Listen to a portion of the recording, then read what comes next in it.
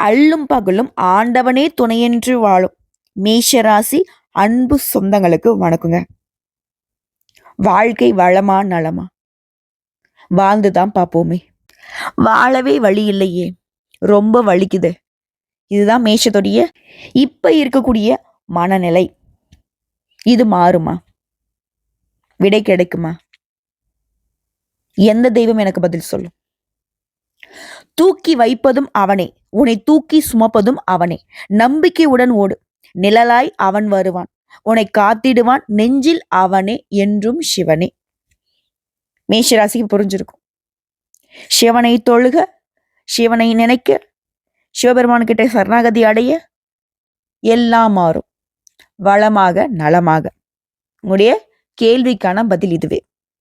மா, நான் செவ்வாய் பகவானை அதிபதியாக கொண்டவன், அப்படி பார்த்தா நான் முருகப்பெருமானால வழிபாடு செய்யணும். கரெக்டு தாங்க. ஆனா அவரையே உருவாக்கின சிவபெருமான வழிபாடு செய்தா எந்த மாதிரியான பலன் கிடைக்கும்? உணர்ந்து வழிபாடு செய்யும். அதாவது சிவ தேடல் தொடங்கி விட்டால் கர்ம வினைகள் தொடராம நாம தப்பிச்சுக்கலாம். அதை மனசுல வச்சுக்கோங்க. மாற்றத்தை தேடி சிவபெருமான் கிட்ட உங்க மனசை ஒப்படைச்சிருங்க. சக்தியும் நீதான், பக்தியும் நீதான். சிவனே, நீ இல்லாட்டி இங்க அணுவும் இல்லை, ஆசையும் இல்லை. இப்படி மொத்த ஆசபாசங்களையும் மொத்த தேடல்களையும், புரியுதுங்களா, மொத்த கஷ்டங்களையும் எல்லாத்தையுமே அந்த சிவபெருமான்ட்ட ஒப்படைச்சிருங்க. அவர் பார்த்துப்பார். சிவபெருமானை பொறுத்த வரைக்கும் ஆதியும் அவர் தான், அந்தமும் அவர் தான். ஆக்கவும் தெரியும், அழிக்கவும் தெரியும். நம்முடைய கஷ்டங்களை போக்குறதுக்கு அவர் தெரியாதா? வழி கொடுப்பார், வாழ்க்கையும் கொடுப்பார். ஸோ அந்த வகையில மேஷம் இப்போ ஒரே கன்ஃபியூஷனா இருக்கும். என்னம்மா சொல்ற, ஏதோ பேசிட்டு இருக்க, கொஞ்சம் புரியுற மாதிரி தான் சொல்ல.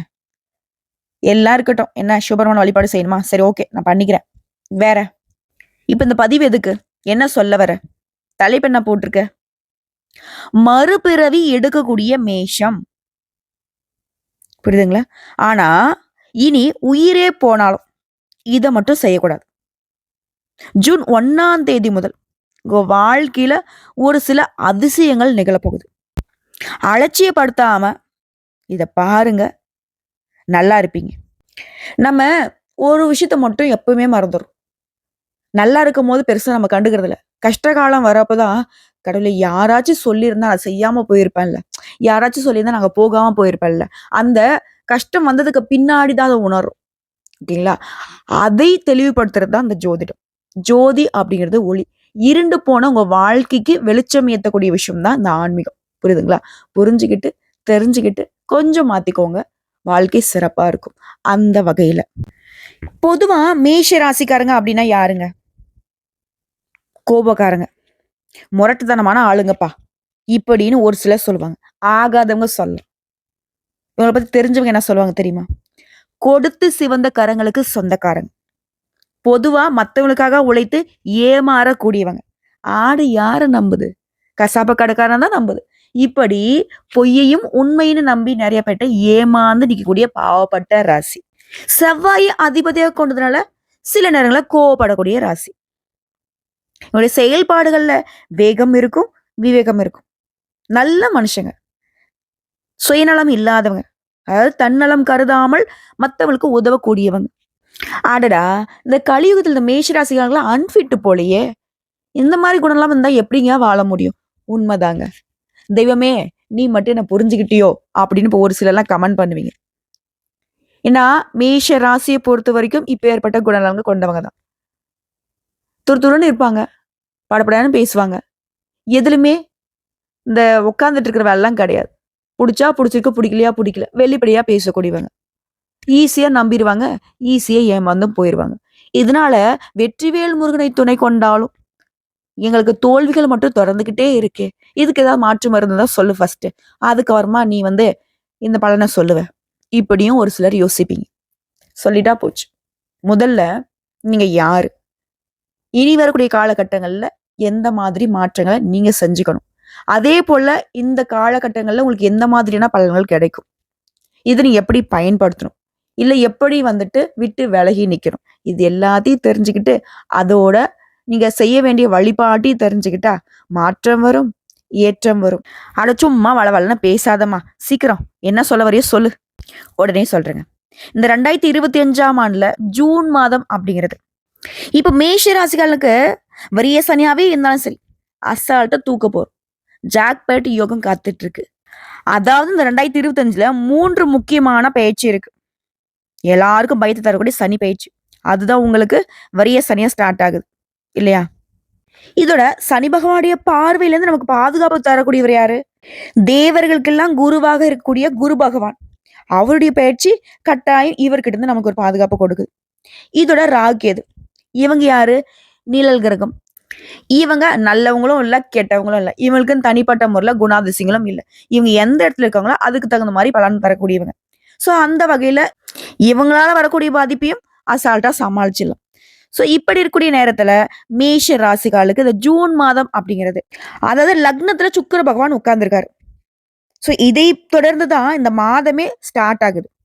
அந்த வகையில செல்வ செழிப்போட வாழக்கூடிய காலமா தான் அந்த ஜூன் மாதம் உங்களுக்கு அமையப்பெற்றிருக்கு. என்னங்க எடுத்த உடனே யோகமா வேலை செய்யுதா? இப்போ கொஞ்சம் தெளிவா பார்க்கலாமா? மேஷ ராசி, அஸ்வினி நட்சத்திரம், பரணி நட்சத்திரம், கார்த்திகை நட்சத்திரம் 1ஆம் பாதம். உங்க 3 பேருக்குமே இது பொருத்தமாகும். பார்த்துக்கோங்க. ஸோ உங்களுக்கான பலன்கள் எப்படி நாங்க சொல்றோம்னா, உங்க ஜாதகத்துல எந்தெந்த கிரகங்கள் இப்போ எங்கெங்க இருக்காங்க. தனிப்பட்ட ஜாதகங்களே இது பொதுப்படியான மேஷ ராசிக்காரன ஜாதகத்தை வச்சு சொல்றது. ராசியில சுக்கிரன், தன வாக்கு குடும்பஸ்தானத்துல சூரிய பகவான், அவர் கூடவே புதன் பகவான் கூட்டணியில. ஸோ சூரியன் புதன் இவங்க 2 பேருமே தன வாக்கு குடும்பஸ்தானத்துல இருக்காங்க. அடுத்து தைரிய ஸ்தானத்தை பொறுத்த வரைக்கும் குரு பகவான், அடுத்த சுகஸ்தானத்தை பொறுத்த வரைக்கும் சந்திர பகவான், அவர் கூடவே உங்களுடைய அதிபதி செவ்வாய் பகவான். இதைத் தொடர்ந்து பஞ்சமஸ்தானத்துல பாம்பு கிரகமான கேது பகவான், லாபஸ்தானத்துல சனி பகவான், அவர் கூடவே ராகு பகவான். ஸோ 9 நவகிரகங்களும் இப்படி வலம் வரக்கூடிய நேரத்துல இந்த மாதத்துல கிரக மாற்றம்ங்கிறது வரக்கூடிய 2/6/2025 அன்னைக்கு புதன் பகவான் தன வாக்கு குடும்பஸ்தானத்துல இருந்து தைரிய வீரிய ஸ்தானத்துக்கு மாறார். அடுத்தபடியே 8/6/2025 அன்னைக்கு உங்களுடைய அதிபதி செவ்வாய் பகவான் சுகஸ்தானத்துல இருந்து பஞ்சமஸ்தானத்துக்கு மாறார். 3வது 14/6/2025 அன்னைக்கு சூரிய பகவானும் தன வாக்கு குடும்பஸ்தானத்துல இருந்து தைரிய வீரிய ஸ்தானத்துக்கு மாறார். ஸோ இந்த இடத்துல ஃபர்ஸ்ட் புதன் பகவானும் 2வதா சூரிய பகவானும் இடமாற்றம் ஆகிறார். 4வதா 22/6/2025 அன்னைக்கு புதன் பகவான் தைரிய வீரிய ஸ்தானத்துல இருந்து சுகஸ்தானத்துக்கு மாறார். அடுத்ததா கடைசியா 29/6/2025 அன்னைக்கு இந்த மாதத்துல சுக்கிர பகவான் உடைய ராசியில இருந்து தன வாக்கு குடும்பஸ்தானத்துக்கு மாறப்போறார். ஸோ இப்போ கிரக நிலையோட அமைப்பை பார்த்தாச்சு. இந்த மாதத்தில் நிகழக்கூடிய 5 கிரக மாற்றத்தையும் பார்த்தாச்சு. சரிங்களா? ஸோ இதனால எந்த ஒரு காரியத்தையும் எப்படி முடிக்கணும்னு தெரிஞ்சிருக்கக்கூடிய, மனசுக்குள்ளேயே திட்டம் போட்டு ரகசியமா அதை ஃபாலோ பண்ணி காரியம் சாதிக்கும் திறமை பெற்ற மேஷ ராசிக்கு ஜாக்பாட்னு சொன்னேன் இல்லையா? மொத்த விஷயம் என்ன தெரியுமா? பணவரத்து அதிகமாகி இந்த மாதம் பொருளாதார நிலை ஓங்கி நிற்க போகுது. இதோட உங்களுடைய முயற்சிகள் கூட சாதகமான பலனை கொடுக்கும். முயற்சினா என்ன?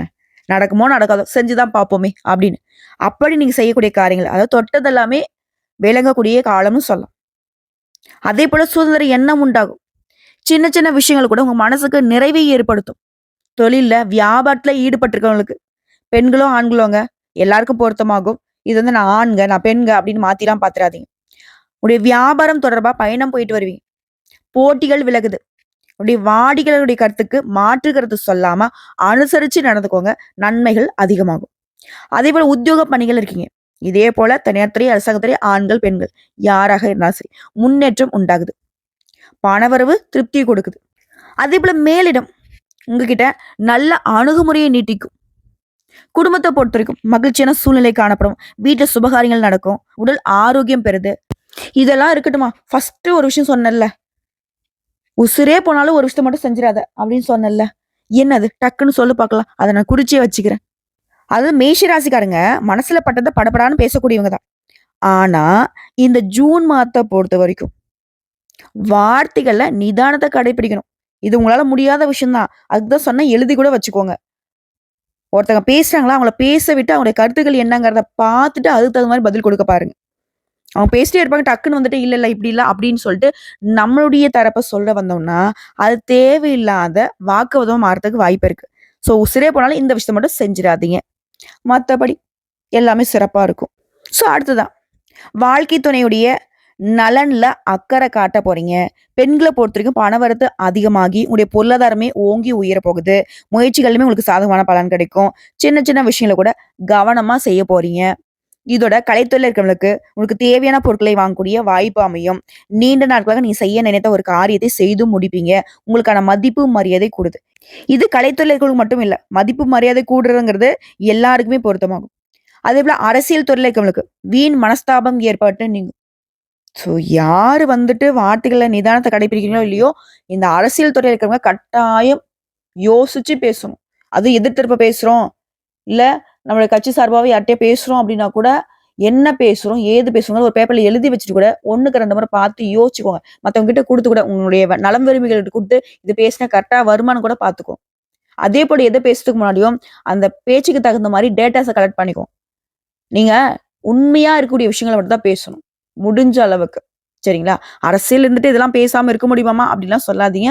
பேசலாம் தப்பு கிடையாது. ஆனா, ஓரளவுக்காவது உண்மைய பேசி பாருங்க. ஆஹா! அப்பலாம் நாங்க வந்துட்டு மேஷ ராசிக்கெல்லாம் பொய் பேசுறோம் அப்படின்னாக்கா, அப்படி சொல்லிங்க. அரசியல் இருக்கிறவங்களுக்கு நான் சொல்லிட்டு இருக்கேன். யாரா இருந்தாலும் சரி, பேசுறீங்களா? வார்த்தைய இனிமையா பயன்படுத்த பாருங்க. அடுத்து உங்க நண்பர்கள் கிட்ட உறவுங்கிறது சிறப்பா இருக்குன்னா, விட்டு குடுத்து செல்வது நல்லது. வாழ்க்கையில முன்னேற அக்கறை காட்டுவீங்க. மனசுல துணிவு அதிகமாகுது.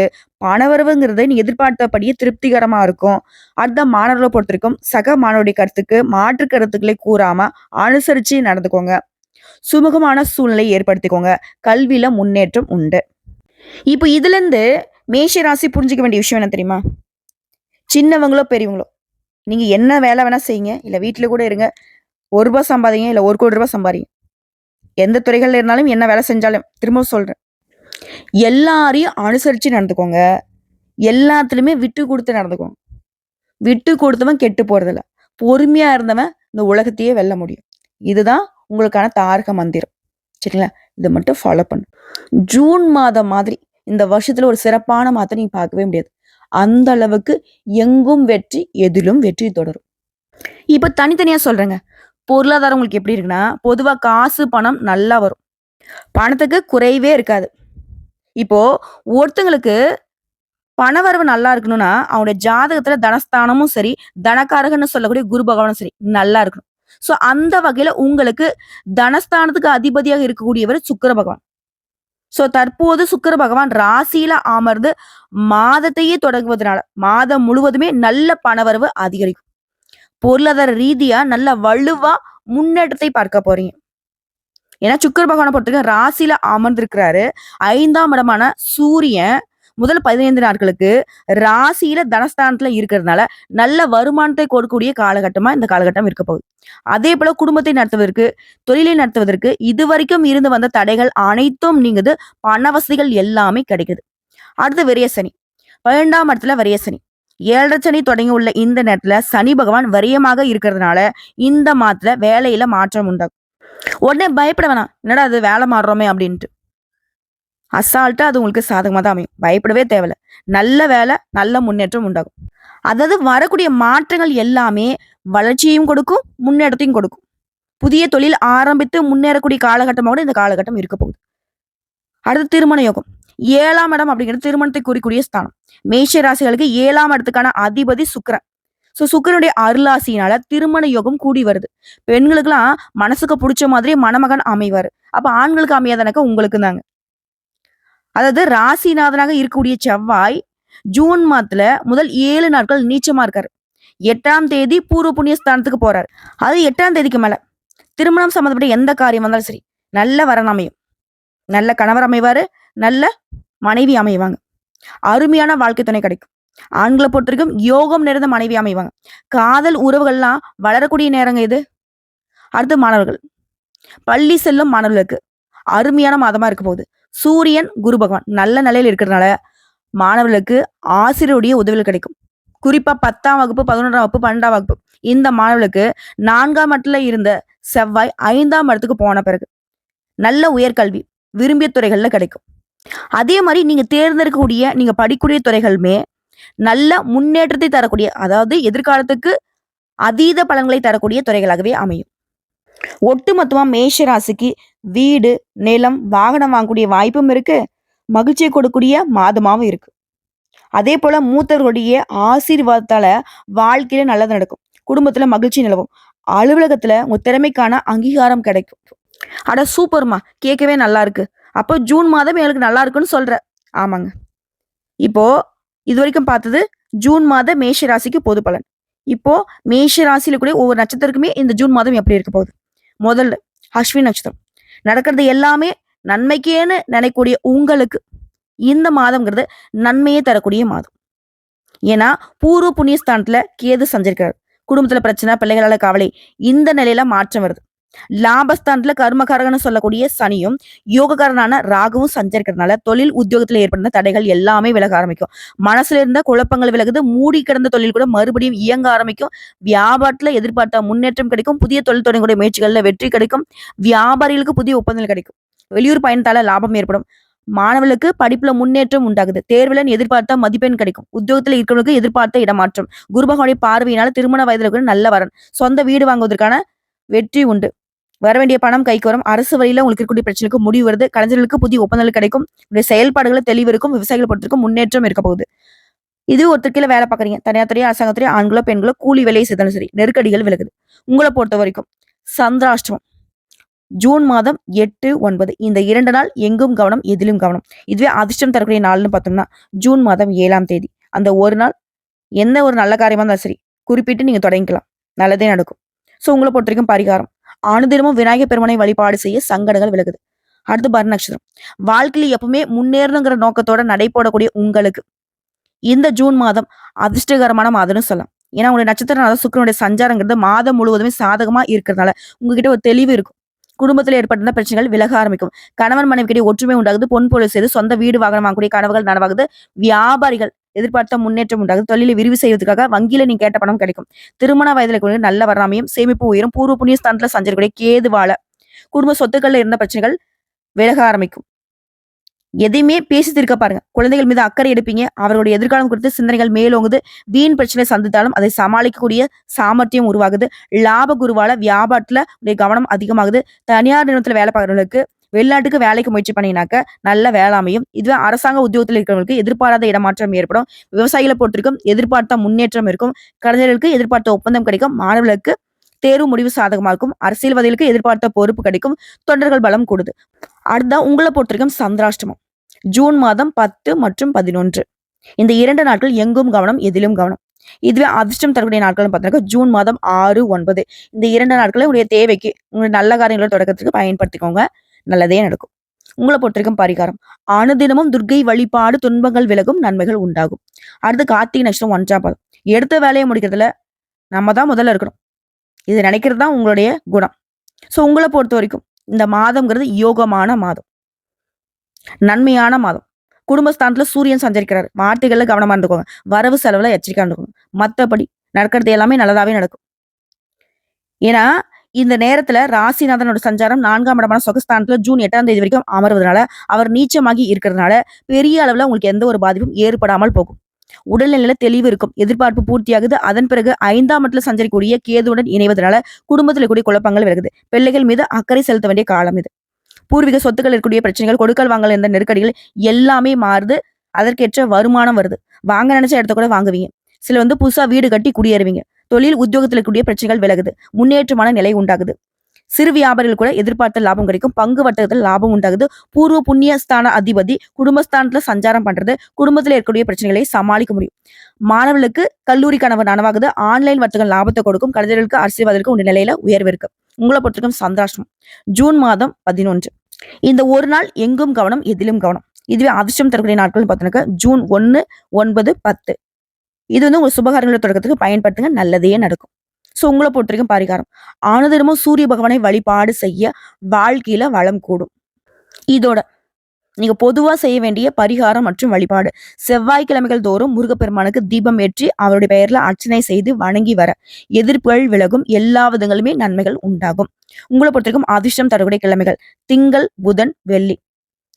இதுவே சந்திராஷ்டமம் இருக்கக்கூடிய தினங்கள்னு பார்த்தோம்னாக்க 10, 11 இது பொதுவான மேஷ ராசிக்கு ஓகேங்களா. இந்த 2 நாட்கள் ரொம்ப கவனமா இருந்துக்கோங்க. இதுவே அதிர்ஷ்டம் தரக்கூடிய தினங்கள்னு பார்த்தோம்னாக்க ஜூன் மாதத்துல 21, 22 இது பொதுவாங்க.